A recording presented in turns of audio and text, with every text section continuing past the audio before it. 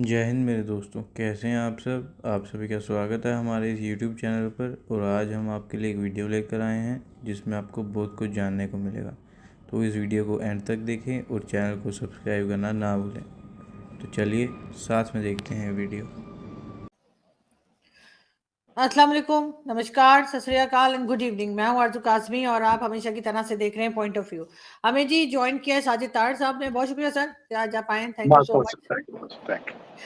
Sir आज हम जरा भारत का जिक्र भी करेंगे, साथ पाकिस्तान का जिक्र भी करेंगे। जिस तरह से चर्चेस जलाए गए, तोड़फोड़ की, लोग खुले आसमान तले बैठे हैं, उनके पास रहने को जगह नहीं है, घर भी उनके जो है तोड़ दिए गए, जला दिए गए क्रिश्चियंस के, उस पर भी बात करेंगे। साथ साथ केयर टेकर गवर्नमेंट जो है उसके कुछ मिनिस्टर्स वगैरह आ गए हैं और उस बारे में भी हम आपसे समझना चाहेंगे कि क्या लग रहा है आपको। साथ इन्होंने ये भी कहा इलेक्शंस जो है वो आगे बढ़ा दिए इन्होंने कहा अभी फॉरेन इलेक्शंस नहीं होंगे। देखिए आरजू, एक तो मैं बताना चाहूंगा आपको कि मैं अपने शहर से बाहर गया था कोलंबस ओहायो में 14 अगस्त की सेलिब्रेशंस पे। योम आज़ादी पे मुझे वहां पे एज ए चीफ गेस्ट बुलाया गया। अब मैं कहते हुए शर्म आती है कि हम आजाद हैं या नहीं है, पाकिस्तान बनाया है या नहीं है। मैं खुद इस चीज पे कंफ्यूज हूँ, क्योंकि आजादी तो सिर्फ उन्हीं लोगों की है जो ब्रिटिश लोग एजेंट हैं, जो पाकिस्तान के अंदर ताकतवर हैं। कुछ तो पैदा ब्रिटिश एजेंट होते हैं, कुछ सीएसएस करके ब्रिटिश एजेंट बन जाते हैं, और उनके मजे हैं। दूसरे दुनिया तो सारी, आप कहते हैं खुले आसमान के नीचे हमारे क्रिश्चियन बरादरी बैठी है, मुझे तो लग रहा है 25 करोड़ लोग ही खुले आसमान के नीचे बैठे हैं। आपके फ्लड आया था, उसका क्या हुआ था? पहले जलजला आया तो क्या हुआ था? कोविड आया तो क्या हुआ है? आपने हर चीज के अंदर करप्शन की है। बाहर से पैसा गया है, आपने करप्शन की है उसमें। मैं हमेशा आपको ये कहता हूं, कोविड से बच जाएंगे, हर आफत से बच जाएंगे, करप्शन से नहीं बच पाएंगे। करप्शन से नहीं बचेंगे। आपकी सोचें चेंज होने की जरूरत है। इस वक्त जो जड़ा वाले के अंदर जो कुछ हुआ है, ये बिल्कुल ना भूलिएगा कि दुनिया देख नहीं रही। आज सीएनएन ने कवर किया है, वॉशिंगटन पोस्ट के अंदर खबरें हैं। जब भी आपके साथ डील की जाएगी तो ये खबरें सामने रख के की जाएगी। फॉरेन इन्वेस्टमेंट की आप बात देखें, इकोनॉमी अगर किसी को नहीं पता तो सोचना चाहिए। मैं तो इकोनॉमिस्ट नहीं हूं, लेकिन मुल्क, सोसाइटी सर्वाइव नहीं करती जब तक वो प्रोडक्ट को मैन्युफैक्चर करेंगे, एक्सपोर्ट करने की सलाहियत ना रखती हो। एक्सपोर्ट और इंपोर्ट के बेस पे इकोनॉमी चलती है, और ये जियो इकोनॉमिक्स का दौर है। 4 किया की डीलरशिप आपके वहां से वो भाग चुकी है, वो 4 उनके ऑपरेशन बंद हो चुके हैं। एक्सपोर्ट करने के लिए प्रोडक्ट मौजूद, आपके पास कोई प्रोडक्ट नहीं है। इंपोर्ट करने के लिए डॉलर नहीं है आपके पास। तो आप अपने फ्यूचर का खुद ही अंदाजा लगा लें इससे। अब उसमें मैं ये बताना ये चाहूंगा, हालांकि मैं कंपेयर नहीं करना चाहता, कंपैरिजन बनता भी नहीं आपका भारत के साथ 15 अगस्त, क्योंकि मैं 14 अगस्त की वजह से मौजूद नहीं था यहाँ पे। मैं बल्कि इसी वजह से आपके साथ शो नहीं कर सका, और मैं मिस करता हूँ हमेशा आरजू, क्योंकि इस वजह से कि मेरे जो जितने सुनने वाले हैं, मैं I'm अटैच विद देम। मुझे प्यार है, मोहब्बत, और जितना वो प्यार करते हैं मुझसे, आप सोच नहीं सकते आरजू। मैं कोलंबस ओहायो में गया हूं, वहां पे 2-3 लोग मुझे भारत से, मेरे हिंदू भाई वहां मुझसे मिलने आए, सिर्फ इस वजह से कि वो आपका प्रोग्राम देखते। ये मेरे लिए ऑक्सीजन है। ये उसकी उसकी वजह, इतना प्यार करते हैं जिसकी हद नहीं। और मैं, आपको पता ही है, मैं भारत जाने वाला हूं, बल्कि जल्दी जाने वाला, सितंबर अक्टूबर में जाने वाला हूं। और उसमें मैं बात ये बल्कि करना चाहूंगा कि मैंने मोदी जी की स्पीच सुनी जो उन्होंने लाल किला से दी, रेड फोर्ट से। मैं हमेशा ये कंपैरिजन नहीं करता, बल्कि ये बताता हूँ, खास कर मेरे जो चंद अगर पाकिस्तानी भाई मुझे देखते हैं, कि इंडिया के मॉडल को खुदारा कॉपी करें, देखें उनकी तरफ। बल्कि मैंने पहले भी आप एक दफा कहा था कि मोदी जी जैसी लीडरशिप चाहिए, नेशनलिज्म चाहिए मोदी जी वाला। कौमें तरक्की करती है नेशनलिज्म की बेस पे। इस वक्त भारतीय नजाद लोग जो इस वक्त कनाडा में है, अमेरिका में है, जो ऑस्ट्रेलिया में है, जहां जहां है, वो पढ़ के वापस जा रहे हैं। उनको अब इंडियन इकोनॉमी सूट करती है। उसकी वजह यह है, जब वापस जाते हैं सेविंग ज्यादा होती है भारत के अंदर, अपॉर्चुनिटी, और यही कंपनियां वहां जा रही हैं। इनके पैकेजेस अच्छे हैं, फिर जो सहूलतें हैं, ड्राइवर है, कुक है, घर में काम करने, वो चीजें वेस्ट के अंदर मौजूद नहीं। तो इस वक्त भारतीय जो है वो वापस जा रहे हैं। और मैं प्रेडिक्ट करता था, बड़ा अरसा पहले ये मैं प्रेडिक्ट करता रहा हूं कि जाएंगे वापस। अब वहां से लोग आने की बजाय वापस जाएंगे। दूसरी एक चीज और मैं समझता हूं कि इस वक्त जो एपेटाइट मौजूद है अमेरिका के अंदर, वो एपेटाइट कर रहे हैं कि भारत से टैलेंट यहाँ पे आए। अब पता नहीं भारत से टैलेंट यहाँ आता है या यहाँ से वापस जाता है। लेकिन मैं एक चीज आपके साथ मेंशन करना चाहूंगा, मैं अगले दिन एक आर्टिकल पढ़ा यहाँ पे खासकर इस हवाले से कि मोदी जी ने अपने अमेरिका की ट्रिप के अंदर जब वाशिंगटन डीसी में आए न्यूयॉर्क से, तो उनका जो पहला स्टॉप था उसमें उन्होंने कहा था कि we will build a tunnel of talent in between two countries, America और भारत। उस टनल का आगाज हो चुका है। स्टेट डिपार्टमेंट ने भारत के साथ मिलकर 20 भारतीय यूनिवर्सिटीज का उन्होंने पिक कर लिया है, जो अमेरिकन स्कूलों के साथ अपना कोलैबोरेशन करेंगे और वहां पे जो स्टूडेंट होंगे वो 1 साल पहले ही अपना वीजा लेने की सलाहियत रखेंगे। I-20 की जो एक शर्त थी वो भी खत्म कर दी गई है। जो स्टूडेंट यहाँ आएगा वो 3 साल यहाँ रह के उसको इजाजत होगी, काम करेगा, वो मजीद लर्न करेगा। तो वो talent, this is what is called delivery, बिल्कुल, this is called the following.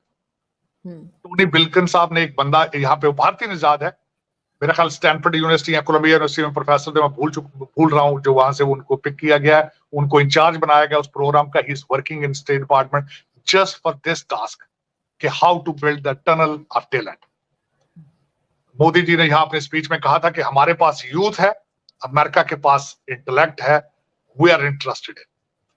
लेकिन दूसरी, मैं जब कहता हूं अपने अपने अपने मुल्क में लोगों को कहता हूं कि भारत की खबरें सुनो, मोदी जी के स्पीचेस सुनो, कॉपी करने की कोशिश करो, तो कहा जाता है कि आप भारतीय एजेंट हो, आप पाकिस्तान बैशिंग करते हो। हालांकि मैं समझता हूं कि जितना मुझे पाकिस्तान से प्यार है शायद ही किसी को, मैं उसको हमेशा मादरे मिल्लत कहता हूं। लेकिन अगर कहा जाए कि आप कुछ सीख ले, अमन की बात करें, आप सुकून की बात करें, इस्लाम को समझने की कोशिश करें। अब दूसरी बात आपने की है गिरजा जो चर्च जला दिया जी सर, 5 जलाए, 1 2 नहीं 5। आरजू, आपने शायद इस्लामिक लॉ को इतनी डिटेल से नहीं पढ़ा होगा जितना मैंने खुद पढ़ा है। क्या ये इस्लाम है? इस्लाम इजाजत देता है आपको? मैंने एक ट्वीट की थी कि अगर इस्लामिक जो आपकी फौज है, army in the state of war है, तो किसी इबादत गाह को जलाने का हक फिर भी नहीं है आपके पास, उसको नुकसान पहुंचाने का।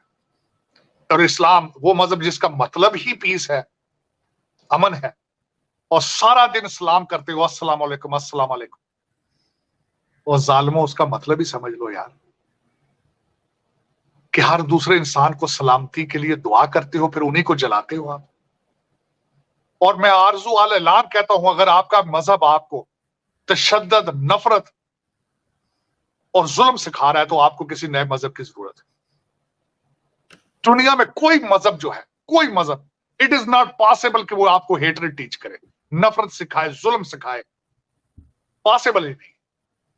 ये फंडामेंटल, मैंने बड़ी किताबें पढ़ रखी हैं मजहबों के ऊपर, हर मजहब के फंडामेंटल्स आर द सेम।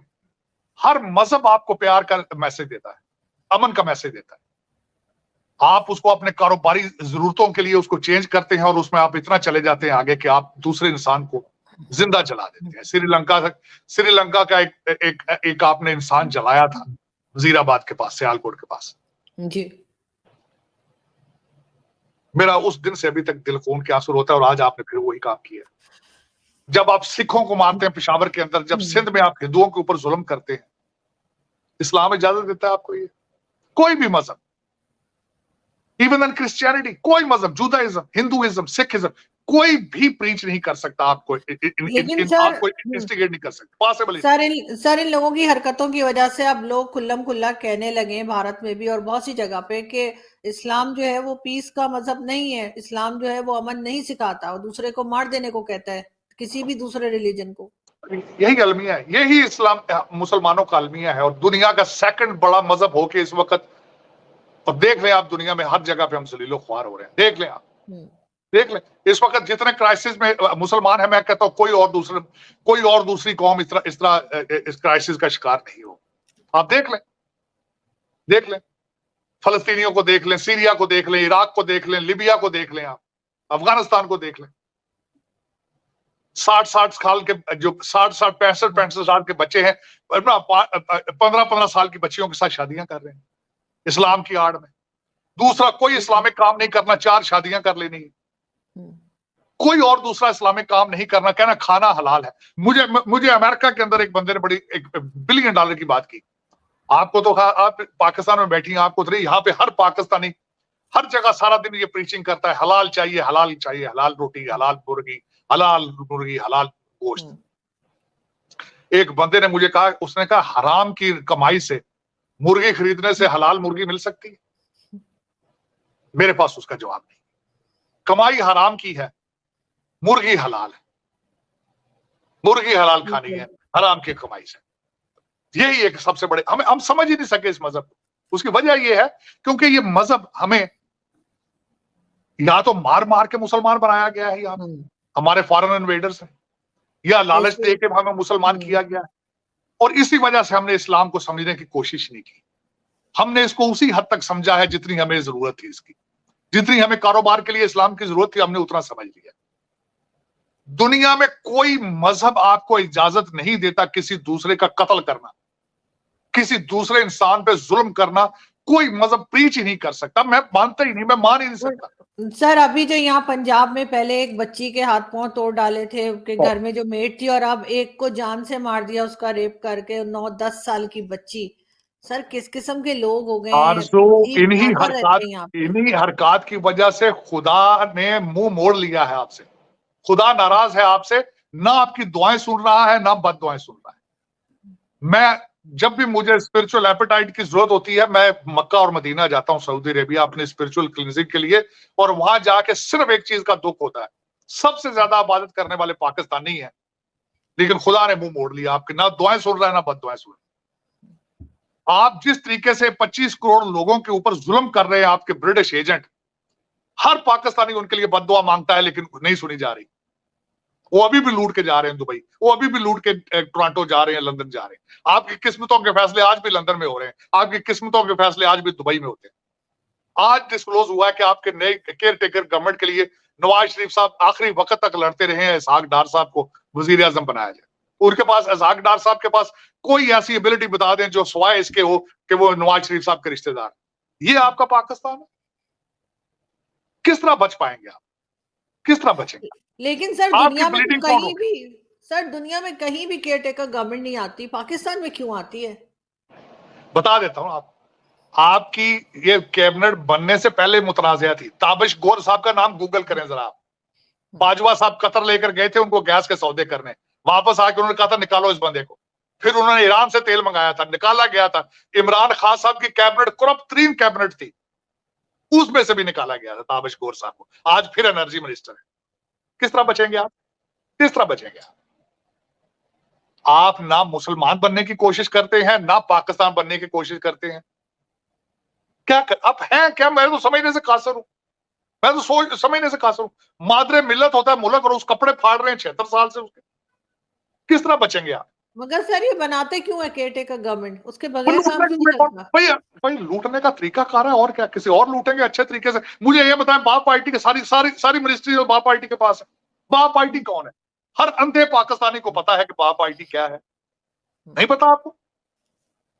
और इलेक्शन, मैं कह रहा हूं आपके हल मौजूद नहीं है। किसी पार्टी के पास लॉ एंड ऑर्डर का कोई रोड मैप है? इकोनॉमिक रोड मैप है? एस्टेब्लिशमेंट फौज के पास रोड मैप है इसका? पीटीआई को जब इन्होंने 9 मई के ऊपर इन्होंने जो ऑपरेशन किया है, उससे एक चीज वाजे होती है कि करना चाहे तो कर सकते हैं, करते क्यों नहीं? जिस तरीके से हर बच्चे को पकड़ा इन्होंने, कर सकते हैं।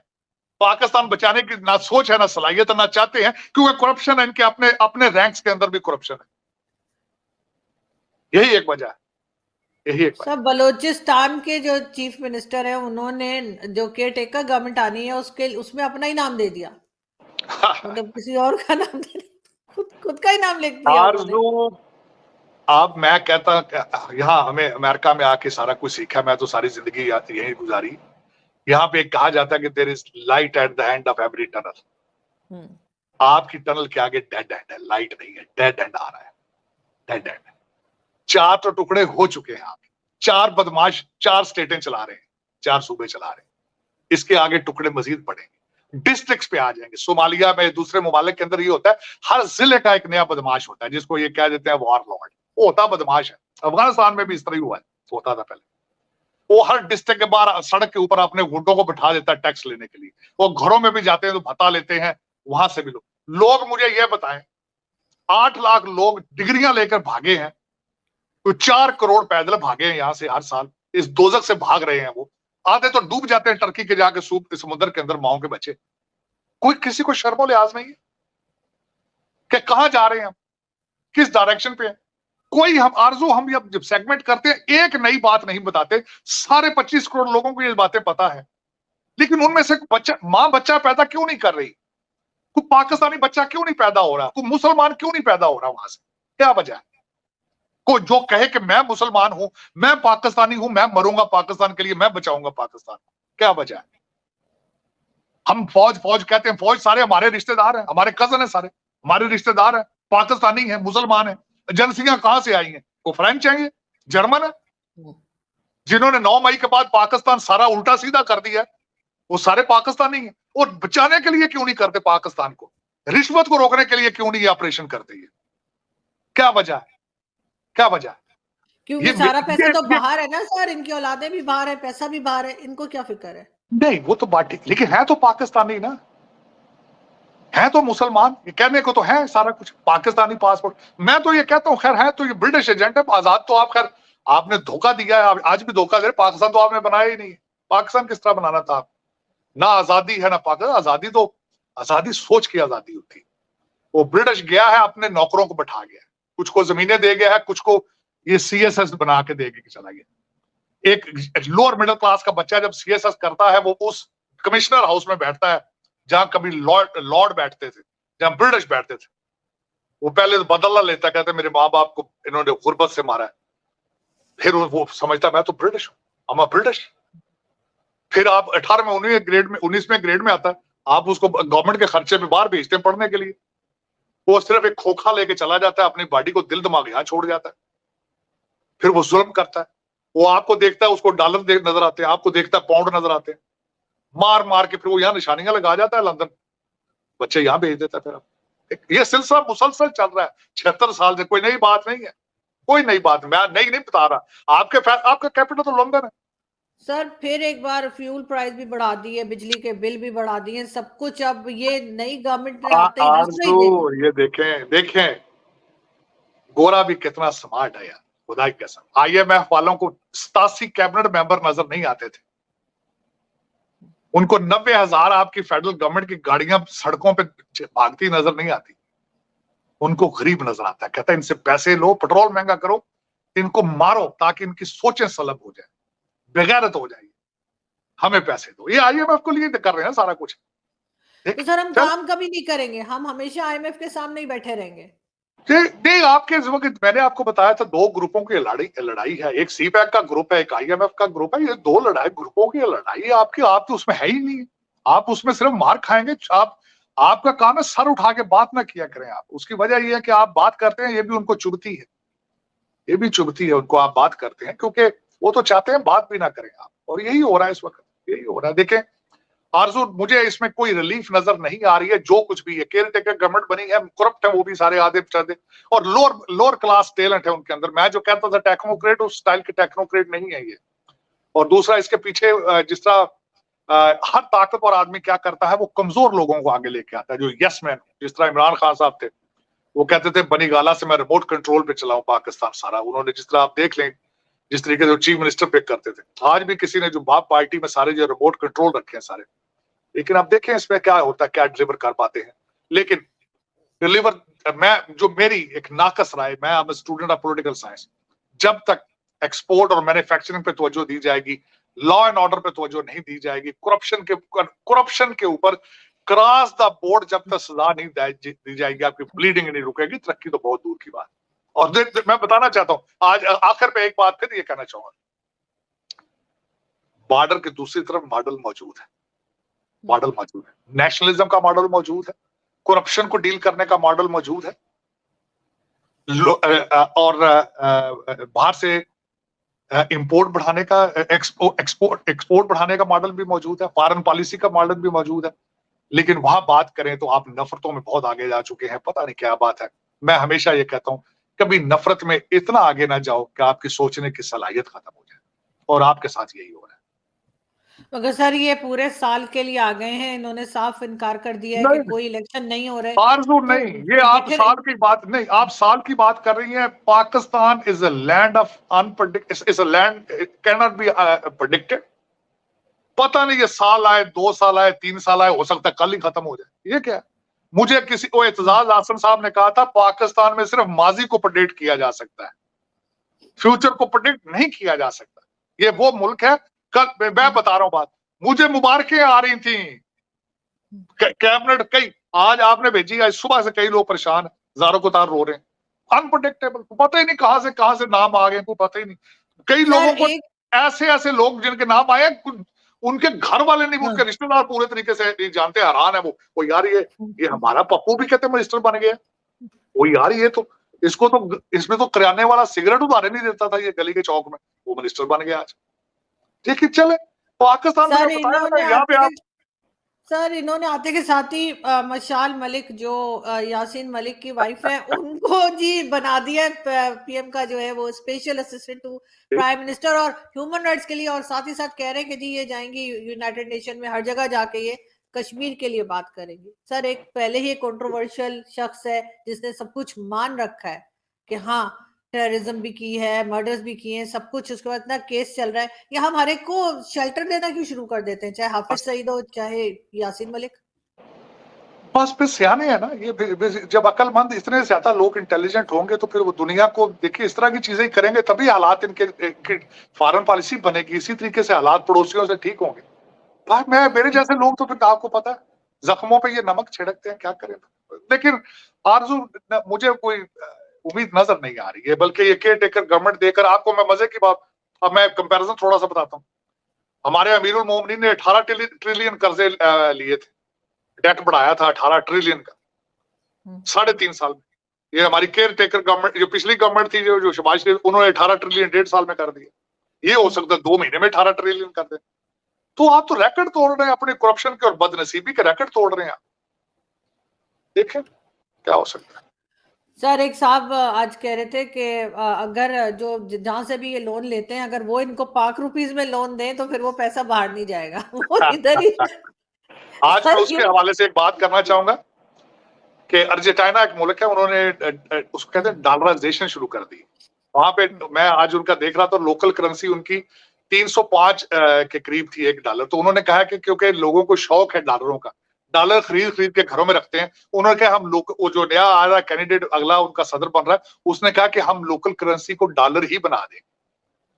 और आज बड़ा अच्छा आर्टिकल था, बीबीसी वालों ने लिखा था कि क्या ये पाकिस्तान का हल भी डॉलराइजेशन है, कि डॉलर को लोकल करेंसी बना दिया जाए। तो देखें पाकिस्तान का हल तो खैर कुछ भी नहीं है। पाकिस्तान का हल तो नेशनलिज्म, खौफ खुदा, ईमान होना, ये चीजें ये हैं जो कि आपके अंदर मुझे नजर नहीं आ रही। लेकिन ये कि अब देखें काश एक पाकिस्तान के बारे में सोचे कि हम कहाँ जा रहे हैं और ये ब्लीडिंग किस तरह रुकेगी और कौन रोकेगा।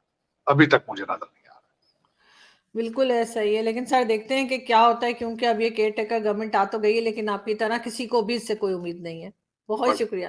तो दोस्तों आशा करता हूँ कि ये वीडियो आपको अच्छा लगा होगा। अगर अच्छा लगा हो तो वीडियो को प्लीज़ लाइक कीजिए, और अगर चैनल पर नए हैं तो चैनल को प्लीज़ सब्सक्राइब कीजिए।